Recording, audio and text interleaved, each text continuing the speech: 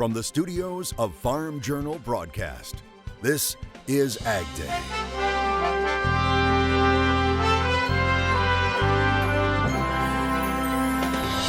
Coming up on AgDay. Watching this video broke my heart. The owner of America's largest dairy speaks out after undercover videos released claiming abuse at the farm. The competition is growing when it comes to plant-based meat, as Mexico and the U.S. race to try and reach a deal about issues at the border before tariffs take effect. They have to step up and they have to step up to the plate. AgDay, presented by the all-new Chevy Silverado, the strongest, most advanced Silverado ever. Good morning, I'm Clinton Griffiths. President Trump says, quote, something pretty dramatic could happen when it comes to Mexico. The U.S. and Mexico holding talks the past few days over migrant flows. Also looming, the possibility of Mexico being hit with escalating tariffs by the U.S. Mexican and American officials are claiming progress in those talks, but President Donald Trump declared it was not nearly enough to halt the import taxes he's threatening. We've told Mexico the tariffs go on, and I mean it too, and I'm very happy with it. And a lot of people, senators included, they have no idea what they're talking about when it comes to tariffs. They have absolutely no idea. When you have the money, when you have the product, when you have the thing that everybody wants, you're in a position to do very well with tariffs, and that's where we are. Without a deal, the first tariffs with Mexico will go into effect on Monday. They would consist of 5% taxes on imports from Mexico, eventually increasing to 25%. Now, many of those senators, including some Republicans, say they hope the president's threatened tariffs on Mexico can be avoided. Senate Majority Leader Mitch McConnell says Republicans are, quote, not fans of tariffs. Trade is also an issue that is still surfacing in Iowa as we are struggling through a number of these trade deals. Iowans want to see the trade deals done, so again, focusing back on USMCA. Mexico and Canada are very good trade partners to the United States, especially when it comes to our agricultural goods. So we do want to move forward with this, and we are very concerned about the additional tariffs that have been proposed. Would love to see these as separate issues. I believe that he will back off when faced with the opposition among business, among his own Republicans, and when he sees what a dumb movie is made in terms of dealing with both the border, the American economy, and with any kind of trade agreement he might try to get. And producers are also anxiously waiting to hear what comes out of the talks with Mexico. One Indiana dairy producer told us a lot is riding on the outcome and his bottom line. I'll be honest, I support Trump, but it seems like I'm taking it in the shorts every time he does something. But immigration's a big thing. So I'm supporting him, but I'm like, kind of made a few phone calls saying, we're struggling here. We can only take this for so long. We continue to follow a developing story, the controversy surrounding the country's largest dairy, Fair Oaks Farm in northern Indiana, which is also a tourist attraction. At least 3 retailers are pulling Fairlife products, which are distributed by Coca-Cola. That's after an animal rights group released this video. It shows workers kicking and throwing young calves. Fair Oaks is the flagship farm for Fairlife. Now, Fairlife is a national brand of higher protein, higher calcium, lower fat milk.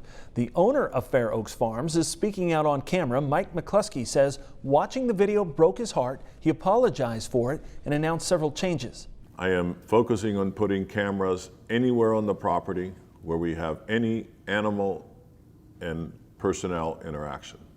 You would ask yourself, why didn't I do that initially?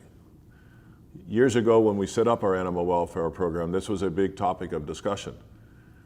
And I made the decision that as we were training our people in our values and training them about animal welfare, that I wanted to build the trust, that we trusted them to do this, that we could drive our values and have them carry those values out for us. And I felt that if we used cameras, we demonstrated a lack of trust in our people. That was a terrible judgment on my part. McCluskey says he will be adding an exhibit that will allow the public to see the video screens that show all the cameras. He says he's also contracted an animal welfare organization to make frequent unannounced visits at the farm. He says he's also reached out to a county attorney to review the video and prosecute any animal abusers.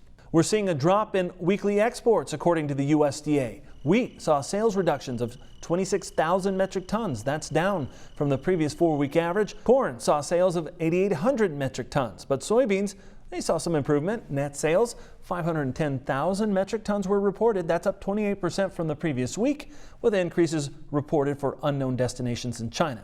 Net sales of pork, they were down 38% from the previous week, but increases were reported for China and Mexico. On Tuesday, USDA will release its latest production estimates for 2019 markets. They're already trying to figure out how economists will adjust for this year's historically wet and late planting season. AgVantage, formerly Informa Economics, is slashing its 2019 corn acreage estimates. It's calling for roughly 85 million acres, nearly 8 million less than USDA's March planting projections. It's also dropping yields to 174 bushels per acre. Analysts say how USDA factors in 30 million acres of corn left to plant in June is the big unknown. I would assume that they are going to take something out of the supply side, something out of the 2019 corn crop expectations. But I've been surprised before.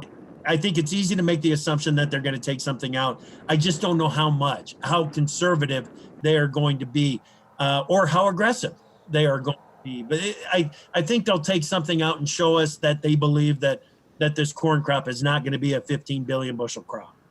For soybeans, AgVantage calling for 85 million acres as well, up about 400,000 from USDA's March forecast. Now, Flory says that's expected given the challenges of planting corn this spring. It's putting yields at 51 bushels to the acre. On Prevent Plant Acres, the analytics firm calling for nearly 12 million acres. That's a big increase from its previous forecast of 4.3 million just a few weeks ago.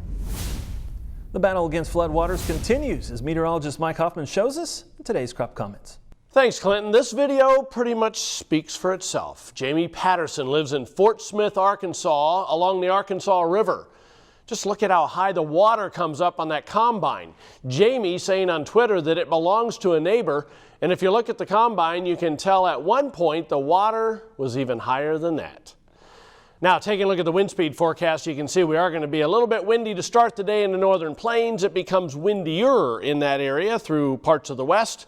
Also, parts of Illinois, Indiana, and Ohio get a little bit breezy in the afternoon. Tomorrow morning, the winds are back to the northern plains for the most part. Heading through the day on the first day of the weekend, it's still windy in the northern plains and a little breezy through parts of the Ohio Valley and lower Great Lakes. I'll have more on your forecast coming up. Now, here are some hometown temps. Introducing Farm Journal TV, on demand 24/7. AgDay, Machinery Pete TV. U.S. Farm Report on your phone and tablet. Download the Farm Journal TV mobile app today. Still ahead, wheat on the move again this week. We look at the fundamentals and how they're at play right now. And later, there's a new leader for a well-known conservation group.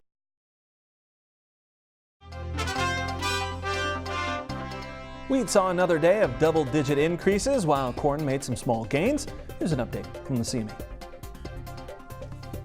We started the overnight session a little bit softer, but then really rolled over as we saw some kind of conflicting radar forecasts that have later been debunked, and we saw a buyer step back into the market in anticipation of premium coming into the weekend and next week's big reports.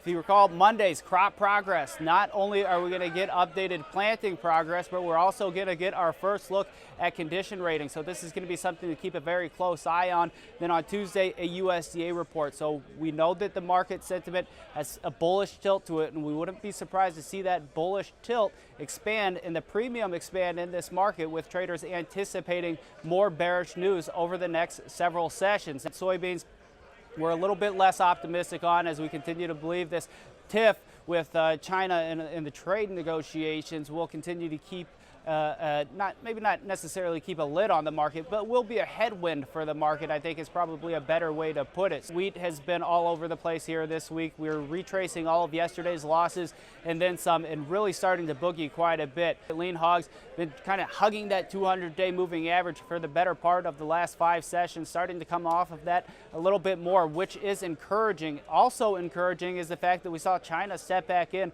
on exports here this morning for the 3rd consecutive week. If this becomes an ongoing trend, which we think it has the potential to be, we think there's more upside to run in this market. Mark Fite with International Agribusiness Group, our guest today. Mark, let's talk about the wheat market, because that in itself has been dynamic, going both up and down in the last couple of weeks. What fundamentals are at play in the wheat market right now? Well, in addition to funds short that market as well, that's not an unusual position for them. So that was the fuel. But we've had some issues here in the U.S. It looks like we're turning a lot of the Western wheat, that hard red wheat, into feed, right? Which helps the corn balance sheet a little bit, and probably plays out more in basis than it does futures. Market was just too short. But we also have to pay attention to Europe. We're right in the throes of the growing season for Western and Eastern Europe, Russia. They've been right on the edge of just enough rain. Forecast is probably a little dry, has been dry and warm in Russia, and that's probably the key. That is the key for wheat prices. And we've got Australia a little on the edge as well as they plant their crop. So wheat's going to be critical to what corn does here. Yeah. If I have wheat or I've got wheat out in the field and I'm planning to harvest here in the next either a few weeks or a month or two, where should I be positioning myself with this wheat market? Wheat is by far the toughest. I think you got to own some puts, and that's the easiest way to do it. We hardly ever commit cash wheat until it's in the truck, just because we don't know what it is. Sure. And this year's probably going to be certainly the case for that. We don't even know if we can get in the field to harvest, and then when we do, what's there. Yeah. Looking out across at some of the wheat, we've had planting troubles getting corn and soybeans in. Spring wheat, do you expect that to have some sort of market reaction at some point? I think we've got enough planted. We're probably a little light on acres in the U.S., but Canada has had, if anything, it's been on the dry side, so I think we've got that crop planted.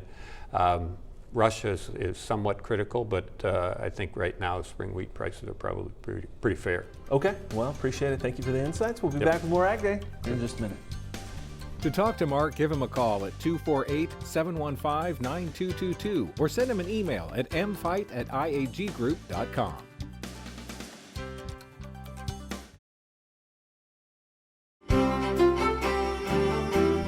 Not good news when you see this coming. Watch this wall of dirt pass over Lubbock, Texas. The National Weather Service says strong thunderstorms picked up a large amount of dust. The dust storm then moved across that region of North Texas along with 60-mile-per-hour wind gusts. People were warned to just stay indoors. And Mike, you look at the drought monitor, and there's not a lot of drought in Texas yet. No, and I've seen the case where a strong thunderstorm comes in and you get a quick little dust storm, basically, but nothing like that. Right. Most places, most parts of the country don't see anything like that video. But there are some new parts of the country that are actually seeing some drought. In fact, we have two places of brand new severe drought.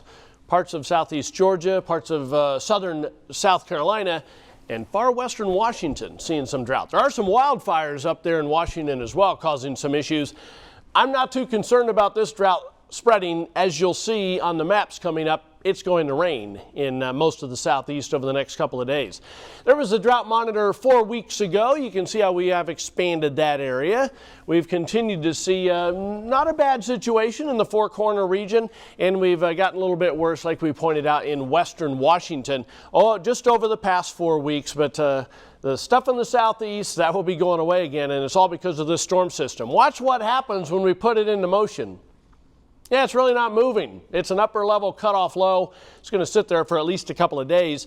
There will be scattered showers and thunderstorms, but as we found out earlier today, any of those thunderstorms can drop an inch or two of rain just like that and cause some real issues for places locally. Next storm system, pretty slow mover. Anytime you have a cutoff, next one usually isn't moving too quickly, and that's going to be the case. But as we head through the afternoon hours tomorrow, we'll see a band of showers and thunderstorms form from northwestern Minnesota into eastern portions of Nebraska by later in the day. Still the activity in the southeast all the way up into parts of the Ohio River Valley as we head into afternoon hours on Saturday. There's a precipitation estimate over the past 24 hours. We've seen some heavy amounts, parts of Oklahoma and Arkansas already, and you can see over the next 36 we're going to add to that, and some areas are going to end up with 3 or 4 inches of rain, unfortunately, over the next over a 2.5 day period. High temperatures today, pretty warm throughout the plains, cooler in the northeast, but especially in the northwest. Low temperatures tonight going to drop into the 40s and low 50s in the northern Rockies, obviously a little lower in the higher elevations.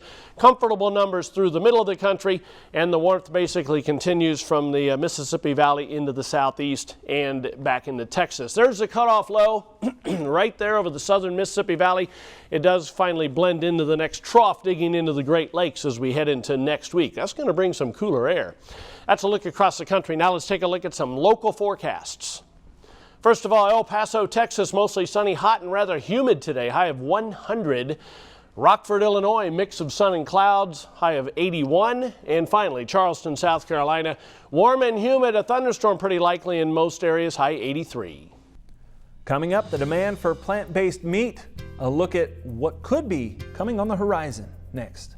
Your next piece of equipment is on MachineryPete.com. Search equipment from dealerships across the country to find what you're looking for. Only on MachineryPete.com.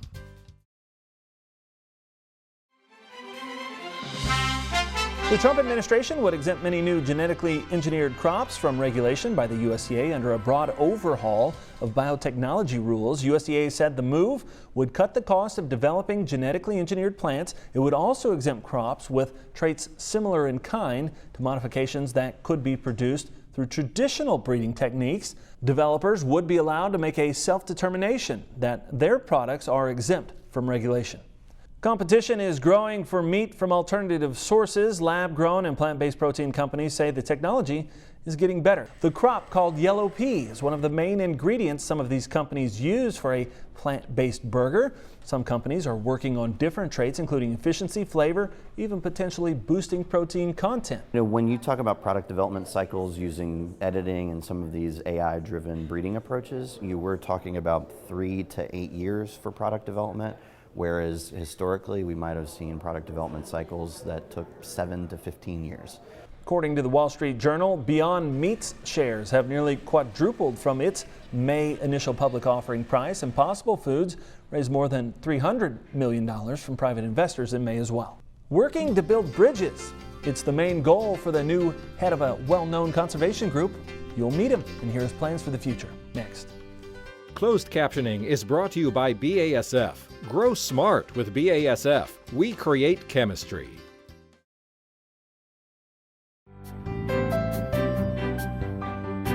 One of the world's largest conservation organizations is getting a new boss. Ducks Unlimited has a new CEO. AgDay's Betsy Gibbon introduces us to the man who's working to preserve the legacy and bring in new members. Take a walk outside with Adam Putnam, the new CEO of Ducks Unlimited, as he makes himself comfortable at the home base of the organization. I think we were full-blown moccasin season because we had all the cottonmouths over here coming off of that Cypress Head Island. A perspective that still looks familiar to the Florida farmer and native. Putnam previously served as the state agricultural commissioner and in the U.S. House of Representatives. Today, he says this job isn't much different than what he's advocated in the past. Farmers and ranchers are the original conservationists. Hunters and anglers are the original conservationists. And so much of what we've accomplished as a nation in the conservation movement takes place on lands that are working agricultural lands. The man who didn't just grow up in ag, but has lived it beyond the farm gate, involved in international trade negotiations and multiple farm bills, says he knows what challenges look like. He believes he can help while bridging all kinds of people together. And I believe that, that what I can bring to this new role here at Ducks Unlimited is to strengthen those bridges between agriculture and the conservation community. He says as CEO, his goal is to inform those who don't understand how ag and conservation go together. That this is not old McDonald's farm. This is precision agriculture. This is satellites. This is stewardship at a very highly technical, proficient level. And to help foster the shared goals of hunters, outside enthusiasts, and farmers alike. Goals like feeding the planet, conserving the wildlife and waters of the earth, as well as leaving the world a better place for our children. Join our organization, become a volunteer, and help us strengthen that relationship that's been around since 1937, but help us strengthen that relationship because our threats to agriculture and to conservation are the same. That's why this walk around the Memphis headquarters is only the beginning. It's fun to take it all in, fun to watch the birds come in and circle and land. Of a new path Putnam feels he can walk with an organization that's always prepared to fly. Reporting in Memphis, Tennessee, I'm Betsy Gibbon. All right, thanks, Betsy, and that's all the time we have this morning. We're sure glad you tuned in. Spend part of your day with us. From all of us here at AgDay, I'm Clinton Griffiths.